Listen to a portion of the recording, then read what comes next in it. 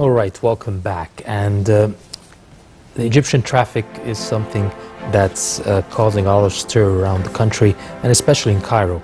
And we have the familiar sight of the busy streets in Cairo and the new white taxis which are navigating their way through the traffic jams, boarding commuters on the front or back seats waiting to reach their destination, maybe waiting too long. But that may soon be a thing of the past. A Cairo bookstore had launched an initiative. This initiative promises to make the journey more tedious and less tedious and more pleasant. The store has donated scores of books to taxi drivers in the populous districts of Mbaba to help commuters kill time as they travel through the crowded streets and spread a culture of reading. To tell us more about the Reading on the Road initiative and the so-called knowledge taxi, we are joined in our studio this morning by Mr. Ismail Nagar, management team member of Alef Bookstore. Thank you so much for joining us this morning. Thank you for having me. Sir, first of all, how did this idea come out?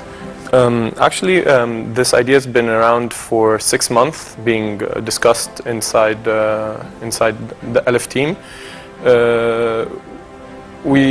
Our mission is basically to increase knowledge in Egypt and the Middle East, and unfortunately, the average Egyptian person is much farther from the book than his peers or in communities outside, especially in Europe, America, even in Asia.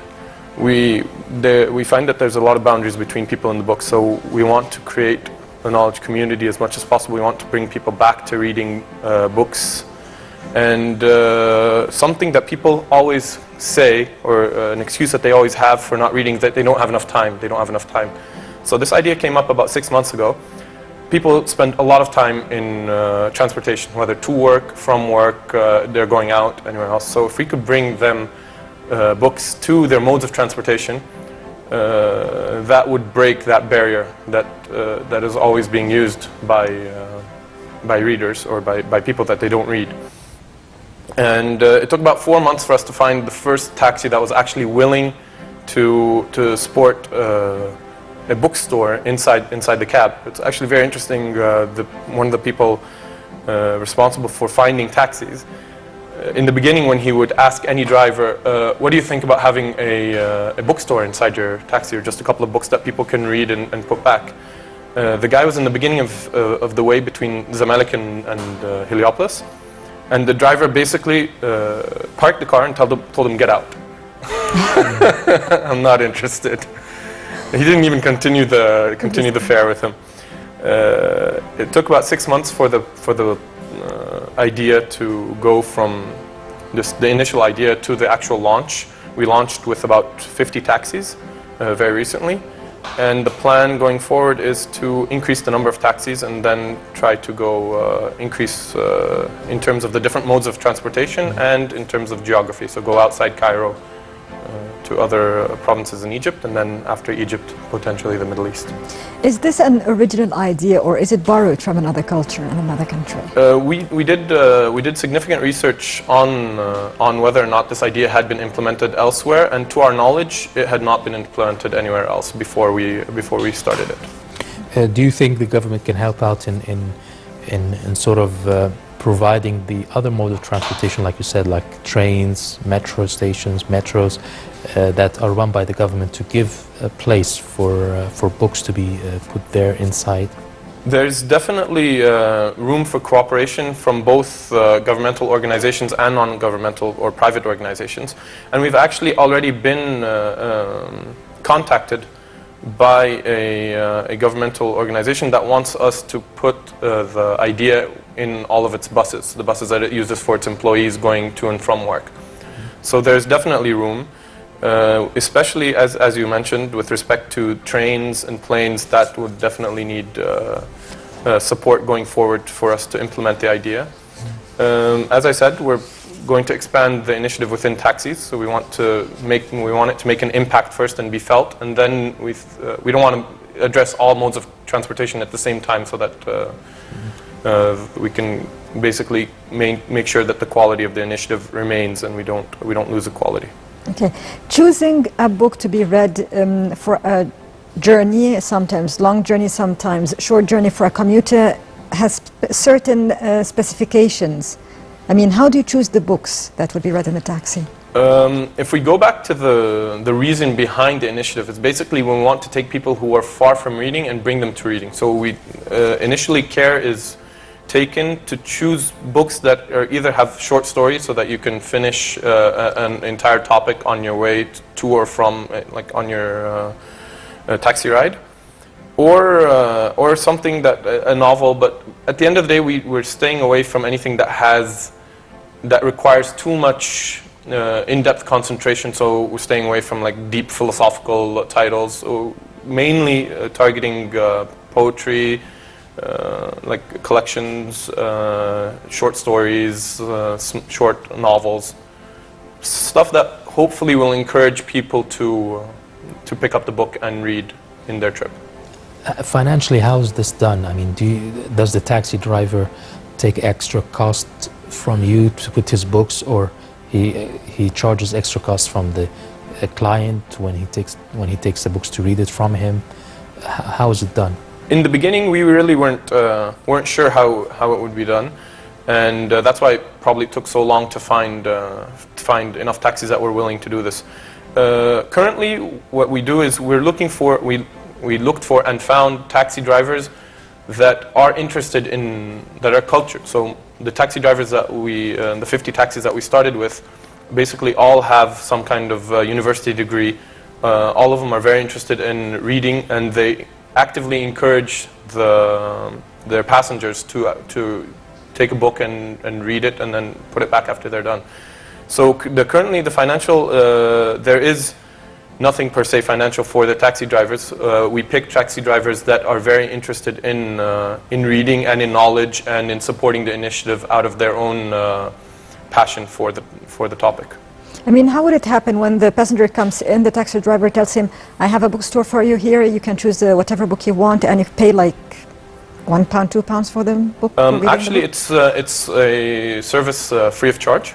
For the passengers? For all passengers. Yeah. The bookstore is on the back seat of the back of the driver's seat. Mm. So you have it's 5 pockets that carry anywhere between 5 and 10 different books. So it's very clear to any passenger who sits in the back. And if they sit in the front, then the taxi driver could mention it. It's not for money. The passenger doesn't have to pay anything else, and the driver just points out, that the opportunity if they're sitting up front, and reminds them to leave the book after they're finished. If they don't, sometimes you end the day with no books at the back.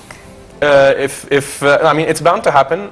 Basically, in the initial launch, we provided some of the books at bookstores, and we also reached out to a lot of other people who'd be interested, and a lot of writers and some publishing houses actually did provide books for the initiative. And right now we're willing to accept any books from everyone. So basically, we plan for it to be an initiative that's sustained by the community, provided to the community free of charge. If I read one of those books in a taxi and I like the book and I didn't finish it on the journey, I want to buy this book, would the taxi driver sell it, or he would tell me you have to go to the bookstore to get it from a certain bookstore there? We've considered that topic as well, and we were considering that the taxi driver sell it, but we preferred to go with another option, is that the number for the bookstore will be available, and we do have delivery. So if you're interested in the book, you either wait for the same taxi and continue, or you give us a call and we can send you the book. Mm. Okay, so is it about promoting the culture of reading, or is it about promoting your initiative and your bookstore? To be completely honest, it's a little bit of both. Like the idea basically came out, as I said, it's not financial at all. There's no money in it for everyone. But if you look at the situation of the normal Egyptian and their relationship to reading, we're very, very far away from where we hope to be. I mean, if you go abroad, people on the way to work in the metro, he's got his small book out all the time, he's reading. If he's in a line waiting for something, he's reading. All of that is, he's developing himself, he's gaining knowledge. We're so far away from that that really it's more important that you get people interested and in reading and actually to read than to really promote Alef bookstores per se right now. Right now, if you just convert the person from a non-reader to a reader, that's great. After that, we can compete with him, with our competitors, trying to get him to our bookstore. Obviously, we're not going to say no if he comes to buy from our bookstores. But it really is about taking the community from a non-reading community into a reading community. Do you think this could turn out to be a campaign, a national campaign that could include other bookstores to try to get the readers to do it, put books in the taxis? Would you accept that, other bookstores doing the same? Or the government, or there are governmental institutions that do publish books, and they could also give it to taxis or their other mode of or any transportations, other such as metro and buses and so forth. This could be a big project, not just one bookstore, you know. I mean, we'd be very happy to see that, to see this initiative all across Egypt, all across the different modes of transportation. Basically, what we've just finalized right now is the infrastructure for the project that would sustain its growth. So how do you get books from readers? How do you find taxi drivers that are willing to support this? How do you set up the entire community or infrastructure for it? We haven't discussed exactly how we would go into partnership with someone else, but obviously anyone who's willing to help, that would be more than great. I mean, yes, that was my next question. Do you have a deadline, or do you have a certain number that you would say, if I reach that number of taxis, then I have succeeded, I'll go to the next step? And you just said it's around 2,000. I mean, the number we're considering is between 1,000 and 2,000. Did you get an idea how many taxis we have in Cairo? The numbers I've heard are actually incredible. I believe the number is close to 1 million, which is surprising, but not white taxis only. If you look at all the taxis, yes, the black and white, and close to 1 million, which is a surprisingly large number. But this idea is only for white taxis. Currently, it's for white taxis. The ability to transport it into another mode of taxi is, I mean, it's still, there are a number of things that you have to think about.